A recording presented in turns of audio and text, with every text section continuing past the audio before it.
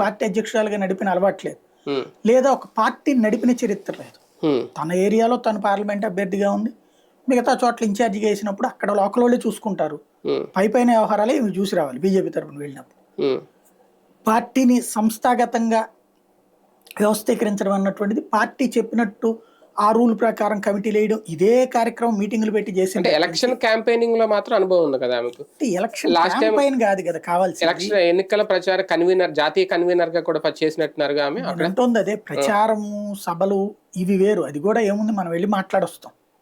Basic అంటే ఇలా కమిటీలు వేయడం, అందరినీ సంస్థాగతంగా నడపడం అన్నటువంటిదే మూలం. ఇప్పుడు పవన్ కళ్యాణ్ ఏమంటున్నాడు, నా పార్టీ సంస్థాగతంగా లేదు, 10 ఏళ్ళు అయినా కూడా బూత్ కమిటీ లెవెల్లోనే నాకు మనుషులు లేరు, హోల్ మేనేజ్మెంట్ చేయడానికి లేదు అంటున్నారు. అదే కదా ఇప్పుడు బీజేపీకి సమస్య. బీజేపీకి ఎంతవరకు ఉండేవాళ్ళు, వాళ్ళని ఈవిడ చైతన్యపరిచి యాక్టివ్ లోకి తీసుకురాలేకపోయింది. బీజేపీలో కూడా ఆ పరిస్థితి ఉందా? యాక్టివ్ చేయలేదు కదా ఆవిడ. కమిటీలు ఉన్నాయి, శక్తి కమిటీలు అనేవి వేశారు, కానీ దాన్ని యాక్టివేట్ చేసి అగ్రెసివ్ గా వెళ్ళాలి కదా. ఎక్కడ వెళ్ళారు బేసిక్ గా? రెండవది, ఆంధ్రప్రదేశ్ లో మీడియా అన్నటువంటిది వీళ్ళకి పూర్తి విరుద్ధంగా ఉంది కాబట్టి ఎక్కడా కూడా వాళ్ళు చేసే ఆ ప్రయత్నానికి తగ్గట్టుగా లేదు.